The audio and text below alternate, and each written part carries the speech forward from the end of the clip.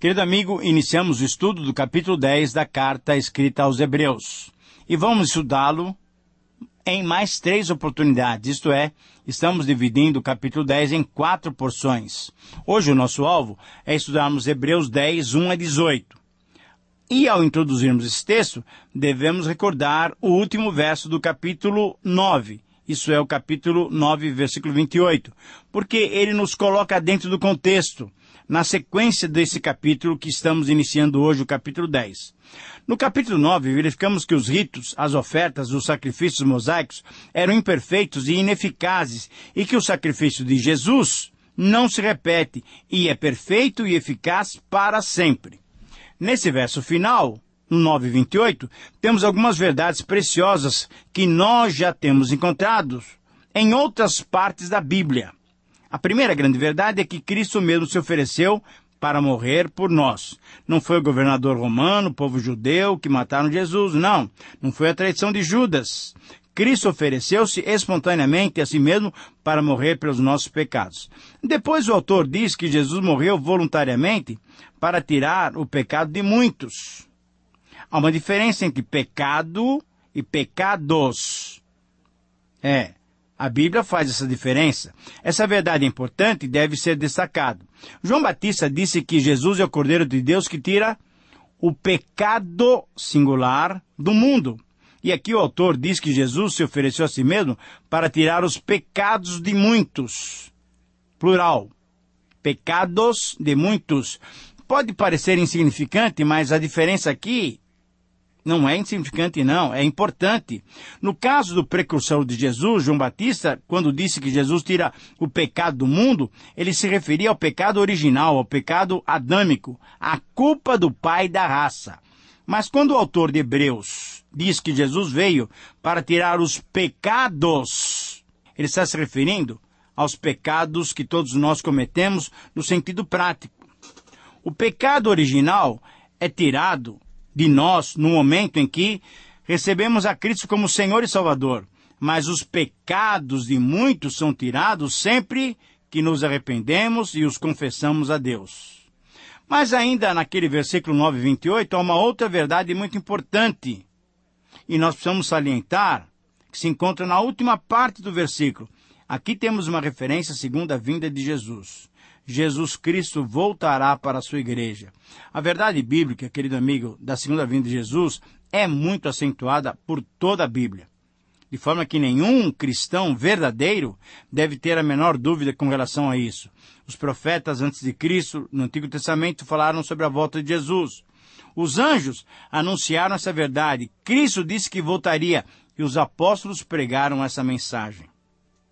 Essa mensagem da volta de Cristo sempre vem acompanhada de advertência de que devemos estar preparados para o encontro com o Senhor. E exatamente nesse preparo devemos estar conscientes de que o sistema antigo de nos relacionarmos com Deus, esse sistema antigo não tem mais valor.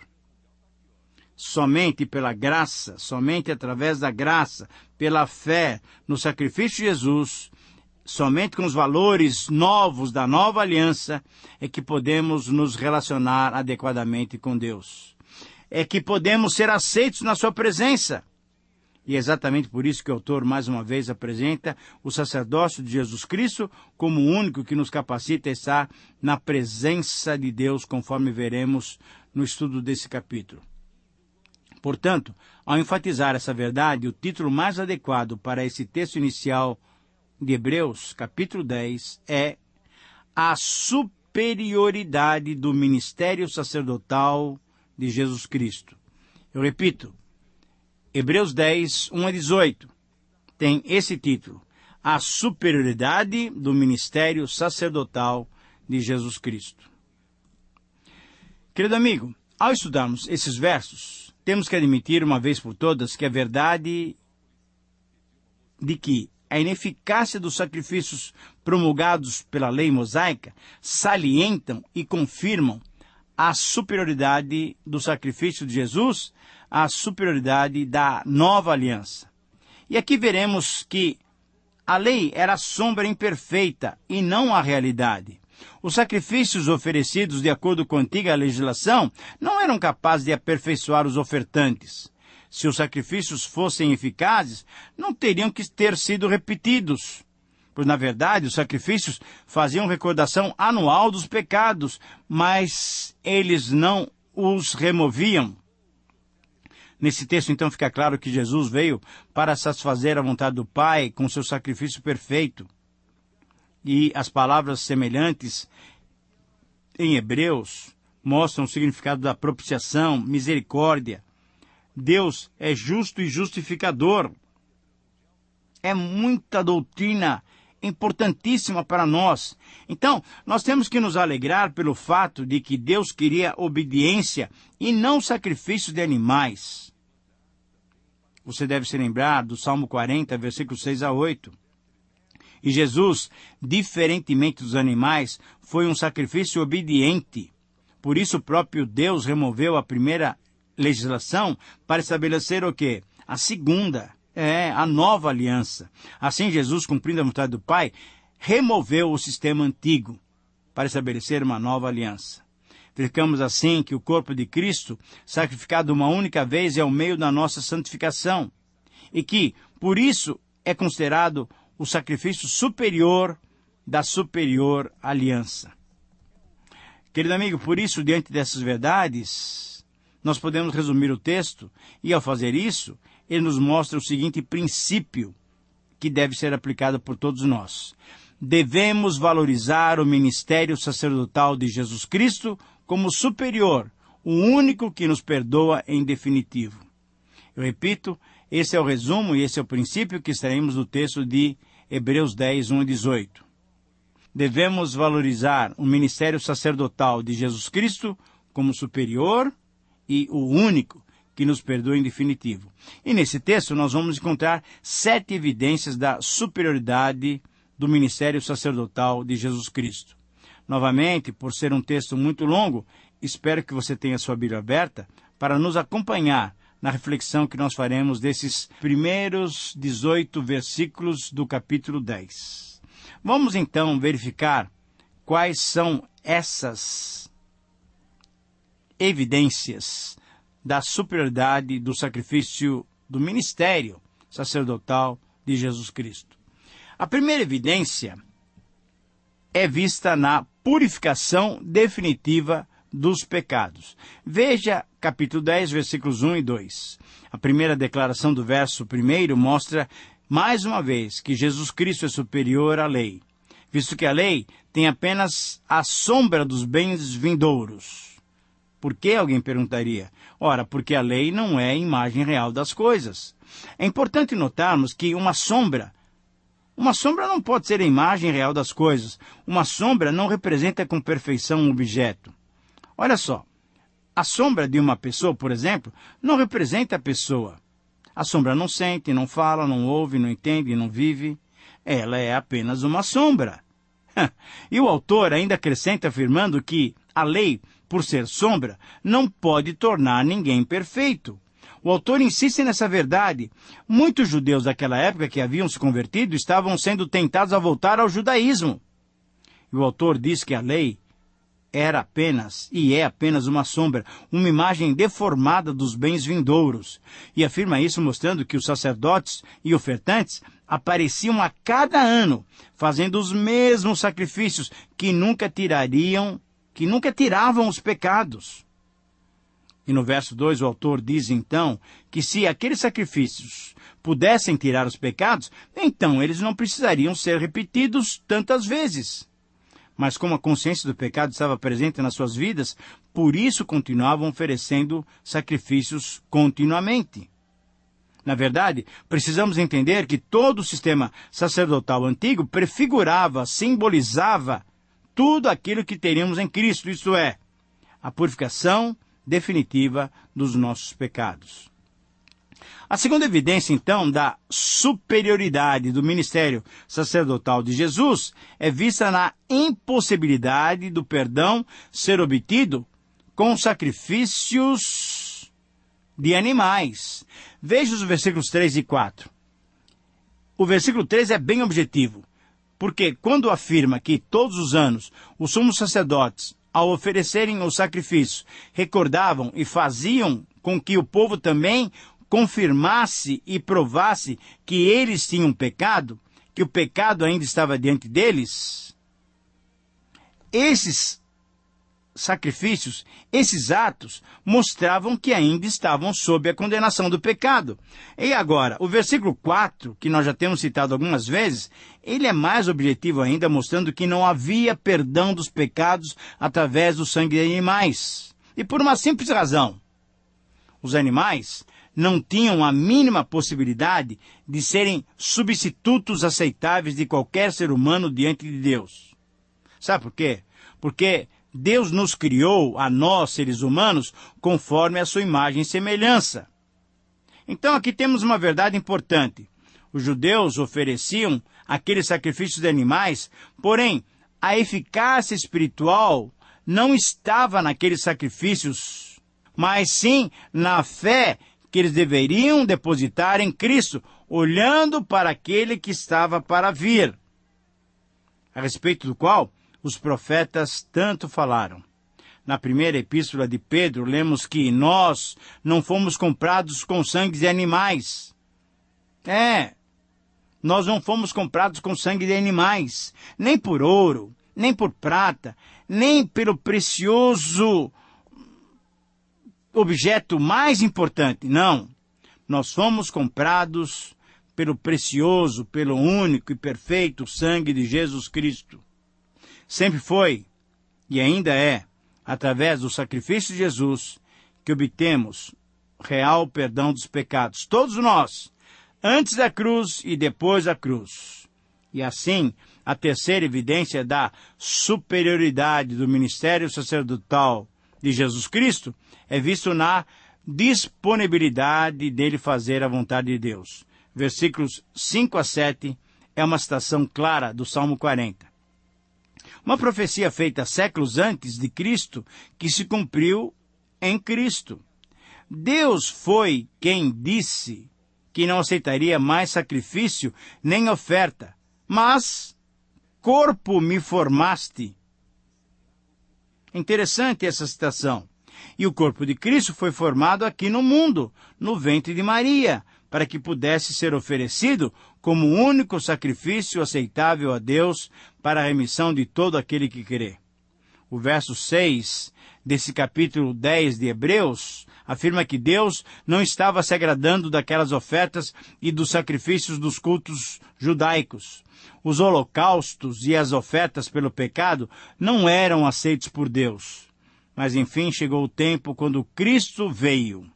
E no verso 7 lemos que Cristo se prontificou diante do Senhor para realizar aquilo que eles mesmos já haviam determinado e escrito no seu livro, sobre a sua morte expiatória na cruz.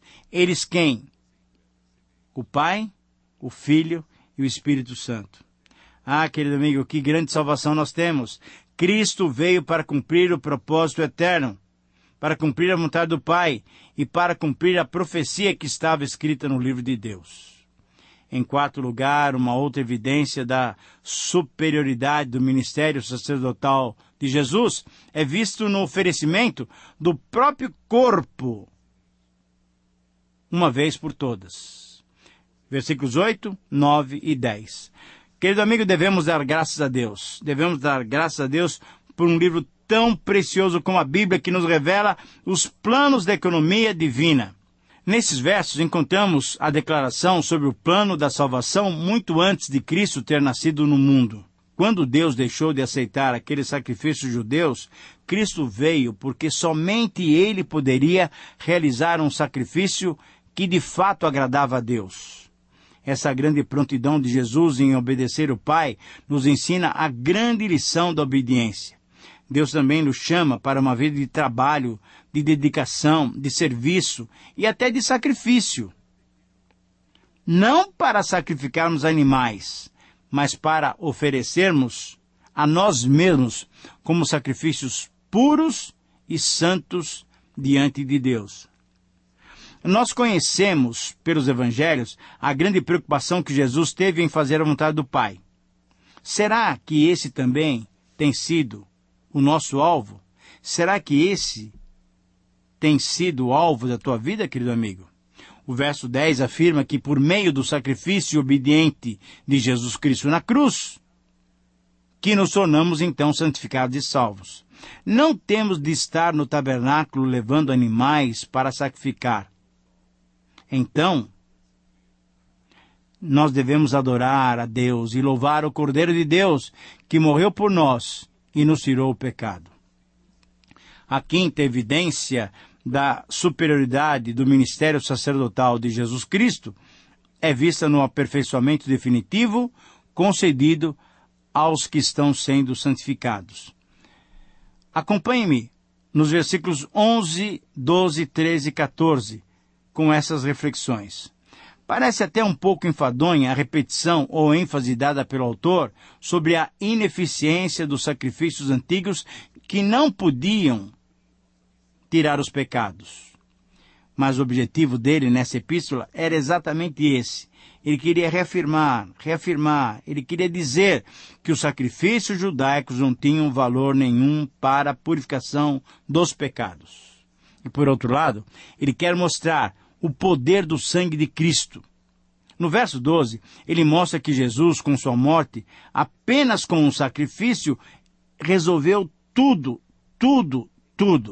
Foi o único sacrifício suficiente para perdoar os nossos pecados. Jesus foi exaltado à direita da majestade divina e depois de vencer o pecado na cruz, a morte, após ressuscitar, Jesus agora aguarda quando todos os seus inimigos forem vencidos, quando todos os poderes de Satanás estiverem derrotados. E por esse versículo, então, vemos que o inimigo ainda está lutando, ainda está agindo, ainda está tentando. A Igreja de Cristo participa dessa grande batalha. Mas Jesus está aguardando aquele dia quando todos os seus inimigos estiverem como estrado dos seus pés.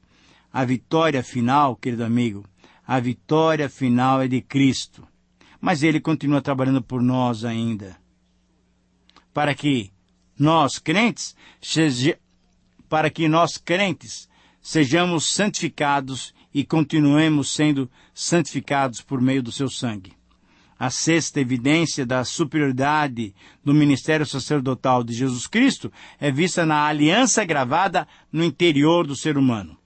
No verso 15, o testemunho do Espírito Santo através de Jeremias é evocado pelo autor. Nós temos, assim, muito claramente a atuação do Espírito Santo ao lado do Pai e do Filho, confirmando então que a Trindade estava operando na redenção do homem. E a igreja tem trabalhado no mundo, levando essa mensagem de salvação ao mundo. Será que você tem feito isso? Você tem participado dessa ministração? A sétima evidência da superioridade do ministério sacerdotal do Senhor Jesus Cristo, e essa é a evidência final nesse texto, é vista na completa remissão dos pecados, versículos 17 e 18. Ainda citando o profeta Jeremias, inspirado pelo Espírito Santo, o autor, no verso 17, nos dá uma palavra de grande conforto e grande consolo para todos nós. Deus não se lembra mais dos nossos pecados. Os nossos pecados estão perdoados. Não é que Ele não tenha capacidade de se lembrar dos nossos pecados. O caso é que Ele decidiu esquecer os nossos pecados. Quando somos perdoados, vivemos diante de Deus como se nunca tivéssemos pecado. Deus não leva mais em consideração o nosso pecado anterior. Por quê? Porque fomos perdoados completamente. E isso só acontece... Sabe por quê? Isso só acontece por causa do sangue de Jesus Cristo. Será que temos ainda apenas um amontoado de palavras? Não. Essa é a verdade de Deus para todos nós que somos seus filhos. Não são apenas palavras. Não são apenas palavras. Para todos que já receberam Jesus como Senhor e foram perdoados e redimidos pelo seu sangue, é uma preciosa verdade. E o verso 18 é contundente e declara firmemente que quando somos perdoados, não precisamos jamais de qualquer tipo de sacrifício ou de oferta em favor dos nossos pecados. Onde há remissão de pecados, já não há oferta pelo pecado. Quando Deus perdoa, o pecador está perdoado. Querido amigo, você já se apropriou desse sacrifício perfeito e definitivo? Tome essa decisão e usufrua do maravilhoso perdão divino. Só em Jesus temos o completo perdão dos nossos pecados. Não perca essa oportunidade ímpar de acertar a sua relação com Deus. Que o Senhor te abençoe. Um grande abraço e até o próximo programa.